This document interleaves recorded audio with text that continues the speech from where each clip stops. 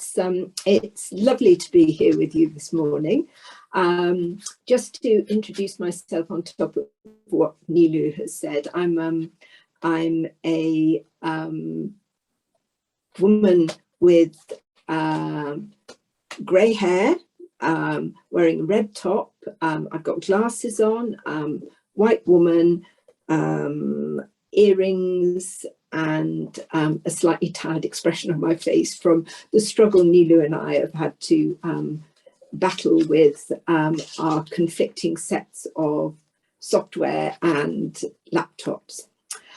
My talk this morning is called Adding Access, Shifting the Norm. Now my slides are all set again, white with dark writing against side blue, various angular and triangular blue bars. This morning there is also a small video of a very active set of waves smashing against the screen. And it's a little bit how I feel the process of trying to change the norms to introduce disability access into universities can be. So I hope your path is somewhat smoother than these storms, but on that basis, we'll move on and then I'll start the talk. Now, we've all of us been living through very strange times, and I think many of you who are our university people will have not been attending your universities as normal. But when we do, our universities are very normatively abled spaces. It's a large society, it's a culture of social engagements in which people greet each other, there's expectations of your mood, your behaviour, the ways you'll engage with the other people. You don't hug everybody that you work with the way that you would do people in your family, possibly. And we all know that COVID has changed some of the rules anyway, but there's an expected culture amongst academics of civility, amongst students and friends of hopefully the excitement of being in a place together. The universities usually are physical buildings set in campuses. There's a geography of how you get there, whether you get a car, the bus, you walk, you roll, variety of ways. And then when you're there, there's a whole environment of corridors, of stairs, of lecture rooms, even bathrooms, and everybody will engage with these differently. Are the seats in the lecture rooms comfortable? Are they set up for you? Are the seats in the bathroom or the hand basins, are they at the right height? If you're a small person, if you're a very tall person, you might find yourself stooping over them. Can you read the signage to tell you where to go? Can you hear what people are saying? Or does it sometimes come through muffled or not very clear, or the accent is wrong? How do you communicate? How do you communicate if sign is your main language, or you've come speaking a different language from the dominant one in the university? And what's your intellectual access like? What are your expectations of the demands that will be made on you? So there's a whole set of normals that run right throughout this about the average that will be expected. So the next slide, thanks, Nilu. So you've got your whole university space set around these assumptions about this average population that will work there. And of course, none of us are average, because average is taking all of us, squishing us together and working out what we'd all look like if we were the same. But most of us aren't the same. And COVID has worked to overturn a lot of our norms. If you think about before and after COVID, how your personal world has changed. People are much more distant. The elbow touch instead of the greeting, the handshake, the hug. What does your physical world look like? Often very much emptier than it has been with COVID. You may be lacking that personal connection with people, a lot of isolation because you're not seeing many of your friends, many of your family members. I know that I've had a whole year just not seeing my sisters, and not seeing my friends, which has been a very strange experience. And the same has been true with the universities here, that they've been shut down and people have been doing everything online, not present around that buzz of other people with the excitement of both intellectual and social stimulation. Next slide, thank you. So, but one of the things that maybe many disabled people will say is that we've lived with physical isolation for many years, and yet you haven't come to us to ask about our experiences for dealing with COVID. We've learned to live in small worlds, small spaces, to find ways of being maybe physically active there, of being engaged with others, of maintaining our communication links, of maintaining some affection for the people who matter to us. And we've learned over many years of pain of the best ways of doing this. So we have been the best people to teach you how to manage COVID, but you haven't come, you haven't listened to us. And the reason is largely because of the prejudice, the belief that disabled people will know nothing. And the same is true within universities. They haven't turned to the disabled people amongst their staff, amongst their students, to say, how could we better manage this? Because there will have been some that they've been offering distance learning to for much time. And yet that connection has not been made in people's heads about there are things that take us into a similar world, and we could learn these lessons of the COVID era from people who have lived with similar situations for a long time. But so then what happens? If we're not learning from disabled people, what is going on? So the next slide, please. What I wanted to do was try and turn your worlds around and say to you, what are the negative consequences of being able? Now, many of you listening to me now will be disabled, many of you will be abled. And I want to say that you are actively enabled in the world. It doesn't just happen to you. So how do people's beliefs and prejudices affect you because you're able? So think about these questions. Have you realised that you are able? When did you first realise it? When did you first realise that there is an active process of enabling you in the world, that it's not just a given that your world should be this way? But if you think about it like that, how do you cope with society viewing you as just bog standard normal, this abled individual? When did you summon the courage to come out to others and tell them, I'm an abled person? This unacknowledged situation that you and possibly others around you face, that's difficult to talk about because it's acknowledging prejudice that you've carried for many years about disability. So it's a difficult thing to mention. Possibly because you look normal. How do you cope with that sinking back into the crowd, the fact that nobody may really notice you, or that you're fairly good looking and you just blend into a range of other good looking people? But you don't stand out for any reason. You're not immediately picked on because you're in a wheelchair, or you've got facial scars, or because you're using sign. Does it worry you that your abled way of speaking, behaving, acting in the world, they're just boring routines? You know, if you wanted, you could see them as stigmatized. They're just very standard. There's nothing interesting about them. Everybody does them. There's nothing that makes it exciting to be what you are. Do you have difficulty managing your prosthetics? Now, you all know what prosthetics are, I hope. If you don't, they're the things that, you know, we see when in the Olympics, the Paralympics, the athletes are wearing a half leg that has been made to fit them for the leg that has been amputated, or for people who have hearing difficulties, there may be hearing aids. But all of you abled people, your world is full of prosthetics, even though you may not have realised it. The spectacles you wear, they're prosthetics, they enable your sight. The mobile phone you carry around with you is a massive piece of prosthetic technology that helps you through your world, eases the way that you get through life.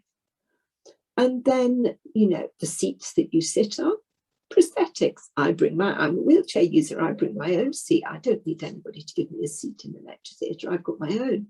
But you need a seat. It's a prosthesis. But you don't think about it in these terms because that's normal. That's what everybody gets to use.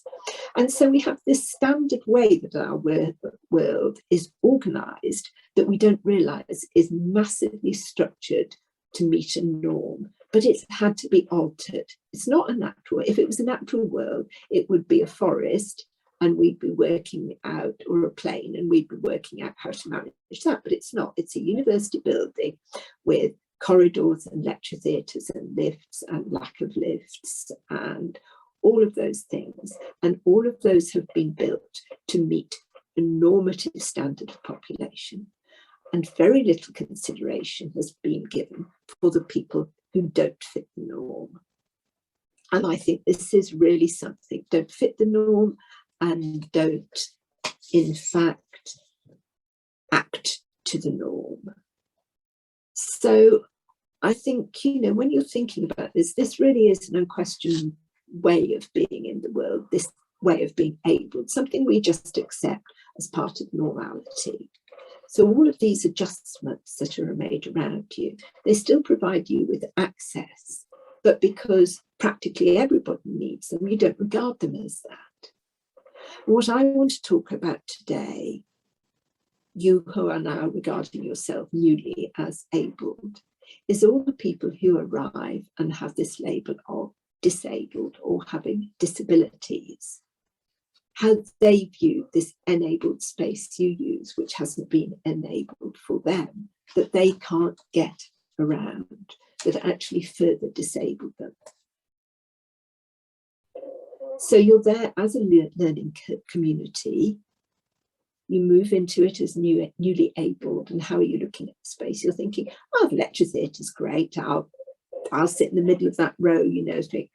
I come in a wheelchair and I think, well, I can either sit at the front, right in front of the lecture every time, or I can hide at the back and hardly hear what they say because there's only two entrances.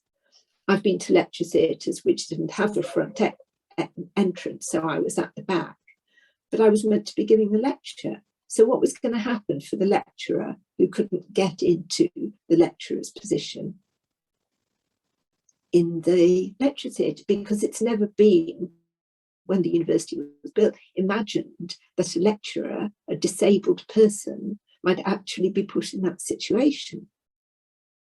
They're not clever enough, they're not smart enough, ever, disabled people, to be the ones that lecture you. So we have these endless assumptions within our world about how access will work and who will be the people who deserve the access.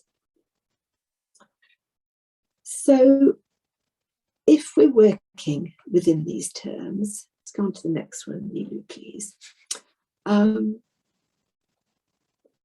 As I've said, if you're labelled able, you assume that you're capable, you assume no adjustments are needed. And I know this is not true. I actually know that for many of you, you carry possibly deep anxiety around with you.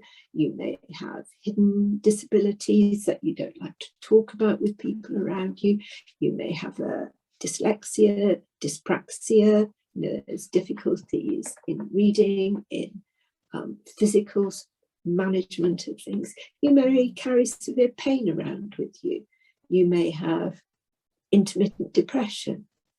All of these things that might be hidden and so never become labelled as disabilities, because you can manage to pass in this world. And it really is passing in very much the same way as gay people had learnt to pass for many years when it wasn't safe to come out.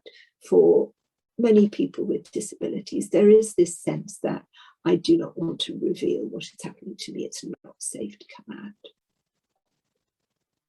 And yet when disabled people do come out, when they do say, I'm a wheelchair user, fairly obvious, or I have pain, or I use sign language because I have a hearing impairment, they get clumped into groups. And so there's 5 or 6 groups of disabled people. There's hearing impairments, there's visual impairments, blindness or various levels of blindness.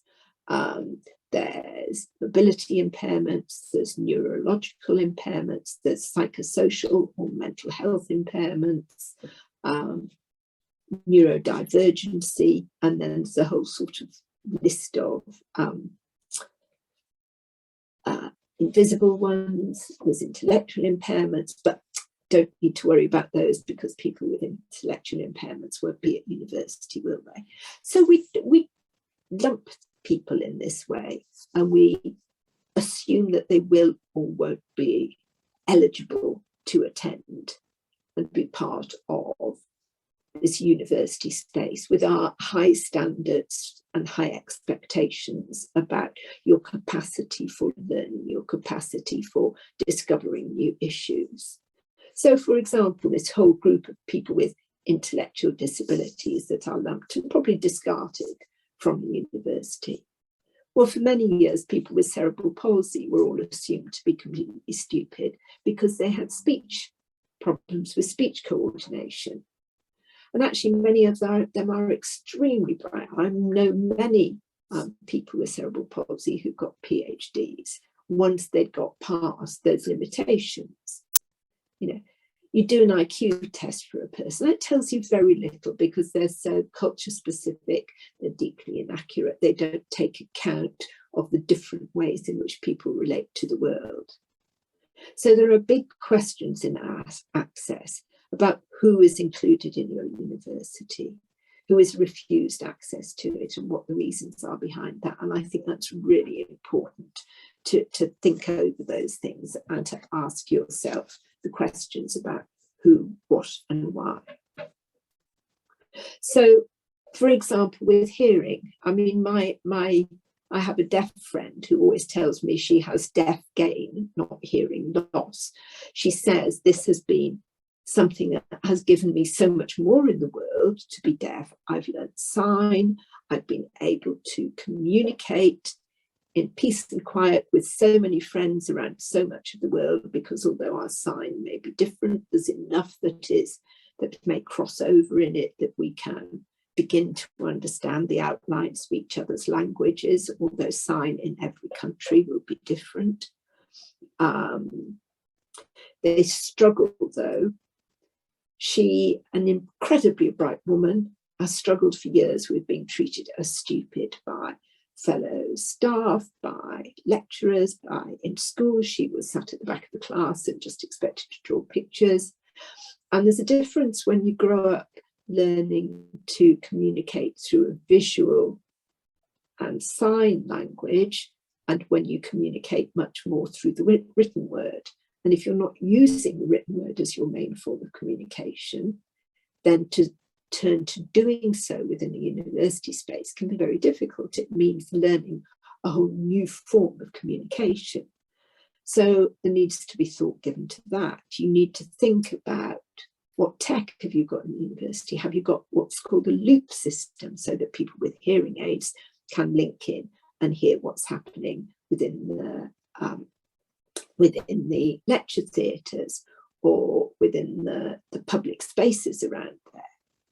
And you need to think, what interpreters do we have? What sign interpreters are there who will support deaf people who are users of sign so that they can engage with the lectures that are being given, who can do that interpretation for them? Now, I'm not going to go through each of these disabilities at the same level, but I think each of them has something to tell us. With sight, what form of audio description do we use? Audio description is actually, it would be when I describe myself, it was when I describe the outlines that are on these PowerPoints I was used, it would be the description of any diagrams I was putting up. I'm afraid I'm failing you badly as somebody who does a lot of culture and arts. This is a very straightforward, plain, simple PowerPoint today, so it's not using all the fancy stuff. but it would be describing it if that was there. So you have to think about these issues. You have to think about, if I'm in a wheelchair, motion, where's safe? Where are the lifts? Can I get up and down and into all of the different buildings? Where can I get access to for actually seeing lectures? What about my access, for example, to the sports facilities on campus? And which of those am I able to use? And how do all of us get to and from campus? It's all very well once we're there and thinking about that, but do we get there by bus? Is there somebody who brings us by car? Are we expected to roll there or walk there? If we have a visual impairment without support, really challenging questions about, access isn't just what happens on the building in the university campus itself. It's about access to the university campus and how people get to that space safely to be able to engage in the culture of university life. Psychosocial issues. Universities can bring out enormous stresses for people, and people who have pre-existing mental health conditions, they may get worse. For people who have not experienced them before, this might be the time they emerge. Very often in young adulthood is the time that conditions can actually spring out for people. But what support is there for people around there? Does the student health service provide good support? Are the counsellors available that people can go and talk to try and get things settled before they get really bad?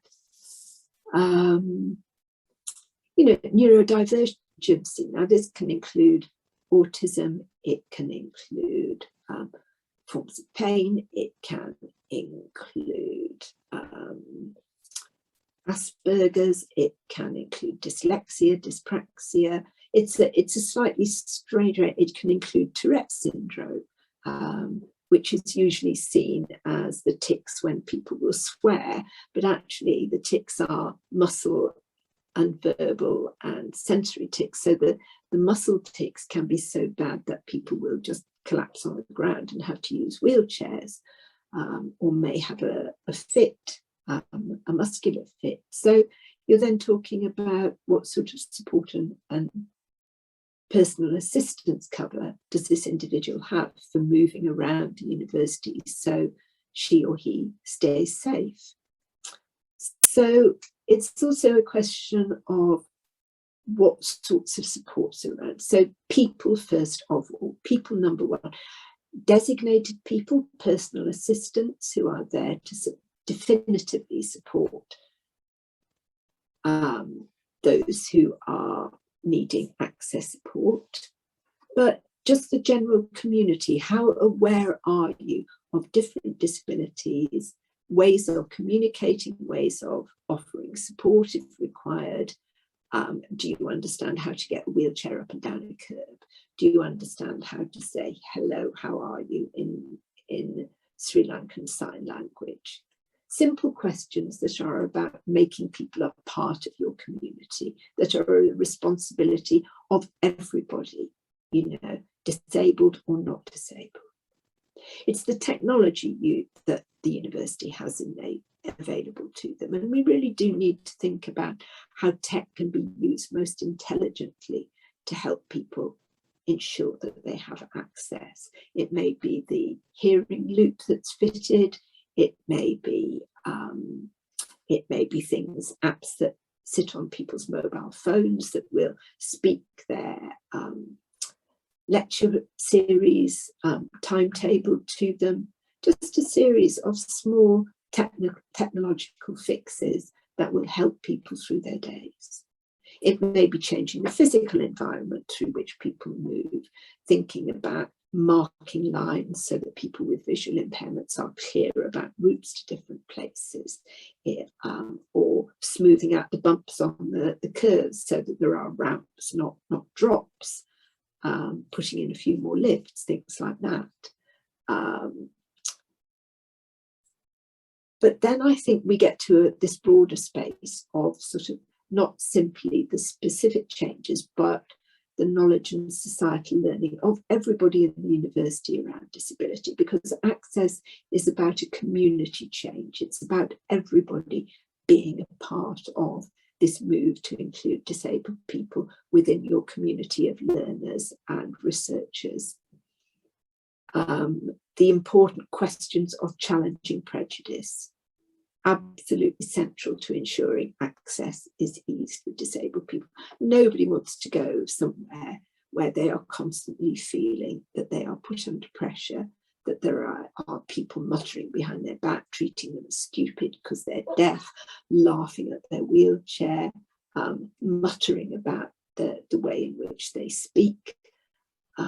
All of these issues are really crucial.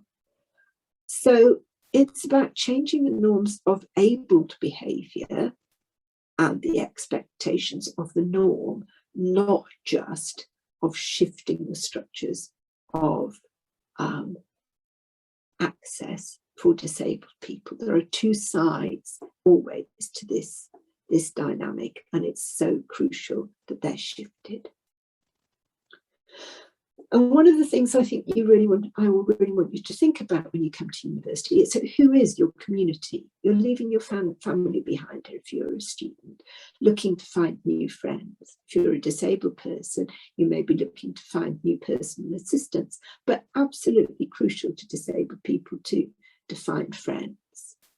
You know, in engaging with the university system, you're looking for access, but it has to be about access within a context where you're building a community.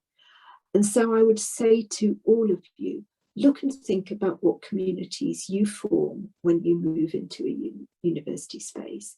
How much are disabled people a part of your network, as well as your abled friends and colleagues? You know, it's about building a contributory support system so everybody can build and support each other. There's a colleague of mine is at University of Toronto, and she's got hers so well organised that there's 5 of them live together in a flat.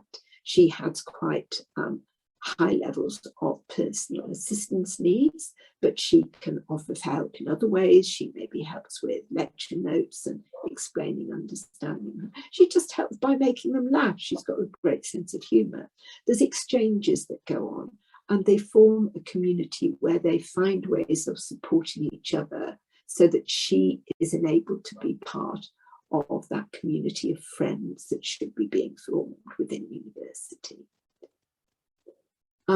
And I think it's about building something that for each disabled person feels completely safe, what the academic and activist Mia Mingus calls access intimacy. This is not just about some routine provision of somebody to perhaps push your wheelchair or interpret your language.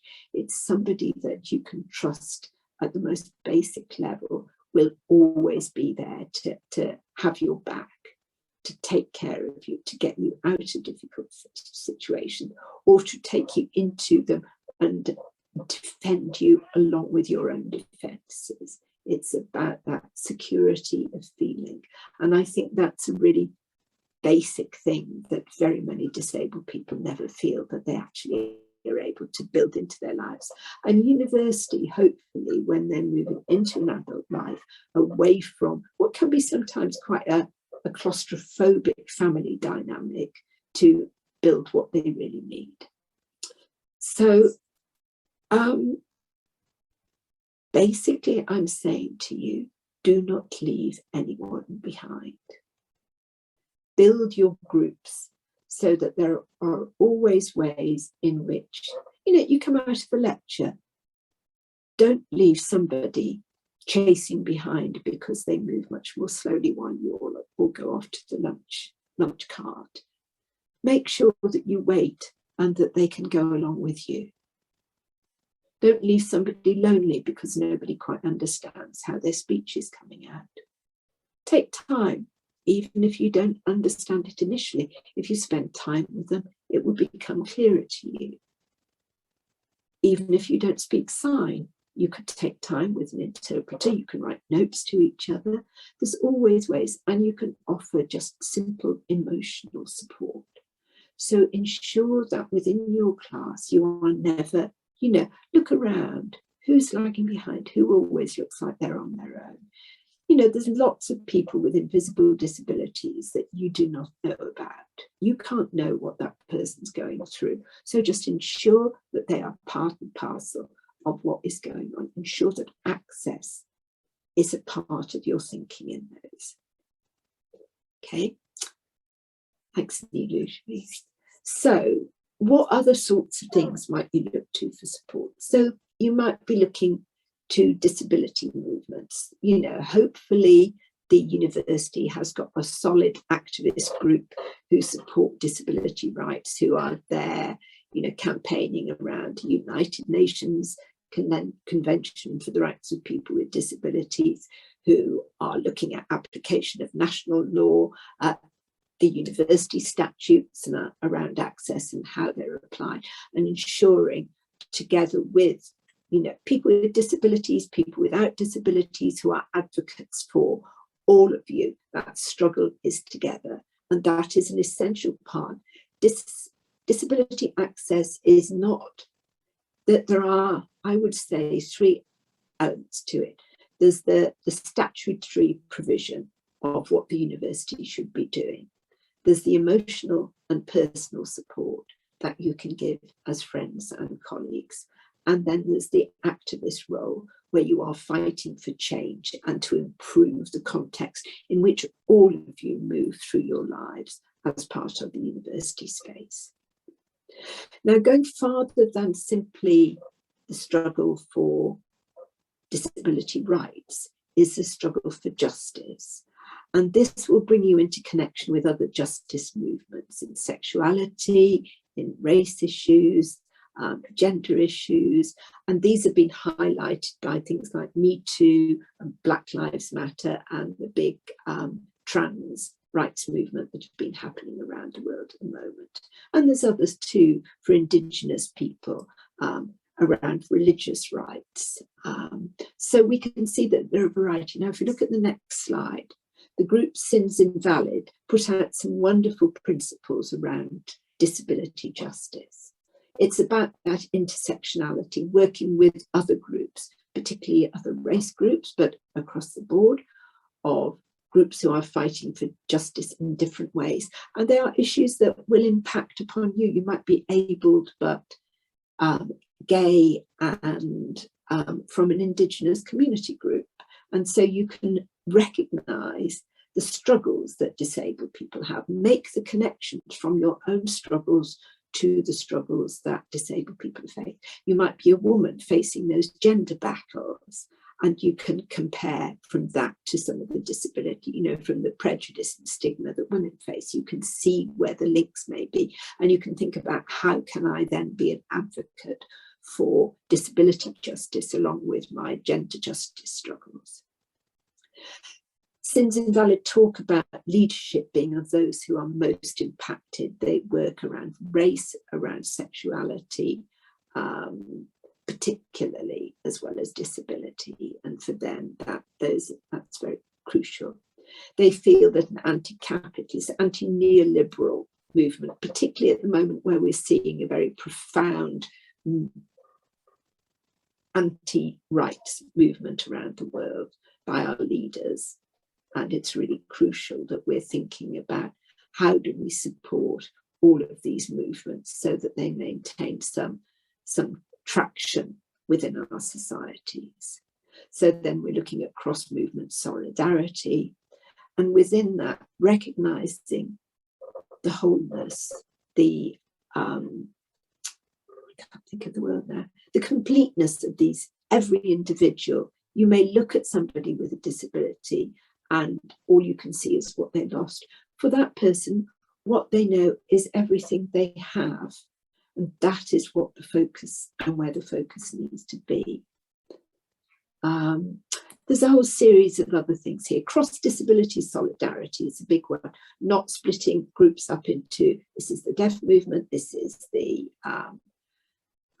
these are the blind people who they campaign together, because this is how it often has happened in the past. And I think increasingly there's this call for all disabled people to campaign together, because it's about the prejudice created around disability, not the individual impairments or individual things that are wrong with people's bodies.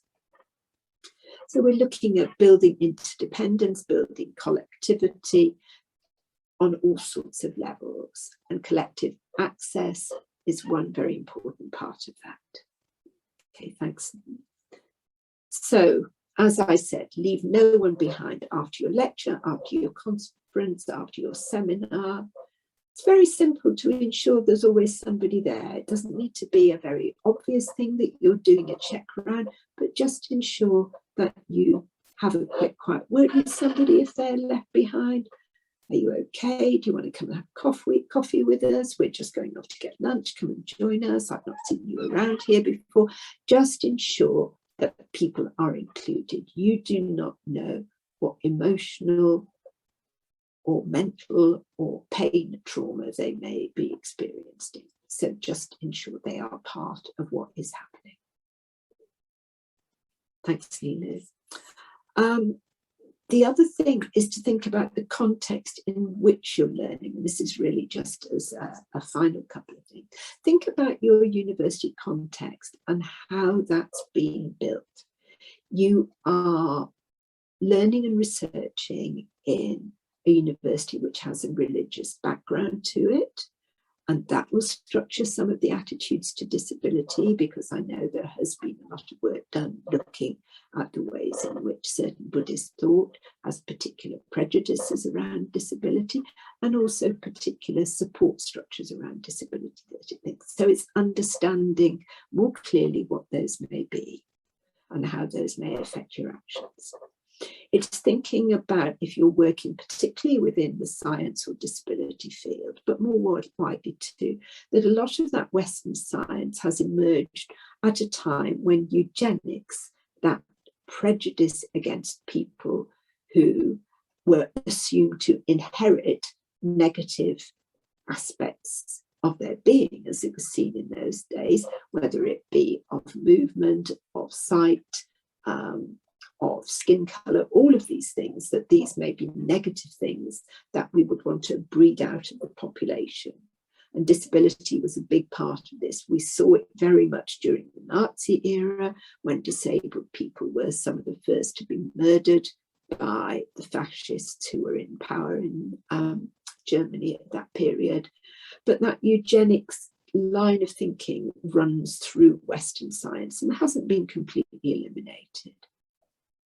You have to think about the way that you have a library that is filled with books written by scientists and authors from the minority world, the global north, from the USA, Australia, Europe, where colonial thought and colonial settler thinking has been a big part of their background.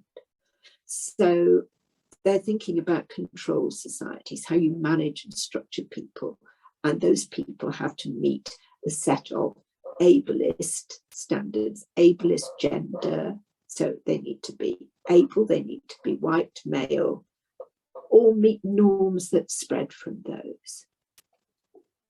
So in all of your thinking about the university, recognise where that knowledge is coming from. And this is really crucial, because if you don't recognise where the knowledge comes, you can't shift the thinking about access. If we have the next one. There's a wonderful woman called Kairani Baraka, an Indonesian woman who's currently based at the Arts University in London, who's been talking about decolonising disability knowledge, decolonising the archives. And she says, think about where knowledge comes from, who's made it, what were the things that impacted upon them, what can you read, who can actually access things. I go into a library, I can't get anything down from a top shelf. If you're blind, most of what's in the library is closed to you, unless they've got a strong digital component of their work that can be put onto an audio book. So you need to be thinking about both the accessibility of the information and its origins, taking it apart, questioning things like rationality. You need to find your language and what is written for whom and where and how.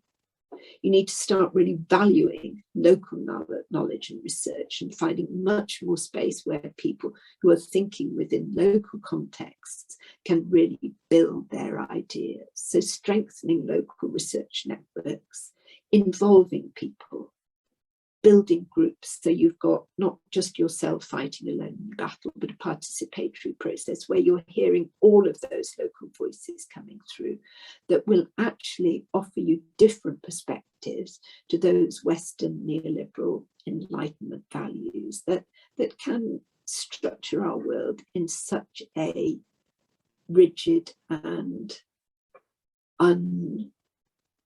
unaccented way that has very little, it often feels, to do with the world that you in Sri Lanka actually live, or the one that I up in the north of England actually live, because they're very much southern values. The north of England has a very, very different set of ways of viewing the world. So wherever you are, you will have your own cultures. Think about how that affects your disability knowledge, the work you're doing, whether it be around speech impediments, whether it be around support for wheelchair access, whether it just be about analysing Victorian heroines and hysteria in literature. All of those have aspects of disability knowledge within them, and you have to take and use that to understand and critique what's going on, because all of that is about creating more of an accepting space for disabled people within the university. I think we're almost up to the 5. So, summary. You need to make an equitable space across time, space, and people. You need to think about your time. Time is so crucial. There's always such a push. There's never enough time. But time can be stretched, and maybe it needs to be stretched some more for people with particular impairments. You need to be thinking about what limits or blocks have been put in place that reduce some people's capacities for fully writing what they know, for fully reading or accessing what they know, for reaching particular places. You may need to restructure ideas about social space and access to. You may need, for example, to have many more relaxed lectures where it doesn't matter if people cough or sneeze or laugh or have Tourette's tics in the middle of it, or walk in and out to go to the toilet, rather than everybody sitting glued to their bench for 50 minutes before they rush out in desperation. Very much as has happened in the theatre, where they now have relaxed performances. Maybe you need a few beanbags on the floor at the front of your lecture theatres and some relaxed lectures. I think some of your lecturers would absolutely go for the idea. Others will be completely appalled. But, you know, think about it. Think about who it might include more easily into your spaces. So, and this all speaks to thinking about the emotional impacts of some of this, about how invisible access issues are addressed. Continence, who has problems with their bladder and weeing? Large number of women very often, or around menstruation, menopause, all of these things can be really big problems for people, and you really need to think about the spaces you are providing so people can easily manage, you know, separate cubicles with their own wash basins, maybe adjustable heights, so that people can be there and simply manage the conditions that are affecting them. You need to be moving to set a new normal. That can be whatever that person's normal needs to be. So an adaptability, a readiness for change, for all that's going on. Have I finished? Yes, I finished. So I hope that sense of a both both an emotional and a physical shift in terms of what you're looking at, really speaks to thinking about what access can mean in the university, and that you, as enabled people for whom very particular access needs have already been put in place, can start to think in your abled world about the access supports that disabled people may be requiring, and so that you become a community working together for this rather than them struggling and battling on in isolation. Really enjoyed giving the presentation. I'm sorry I can't be there with you in person, but it's something like 3 o'clock in the morning for me, so a bit of a push, but thank you very much for asking me, and I really hope you enjoy the rest of the conference. Goodbye.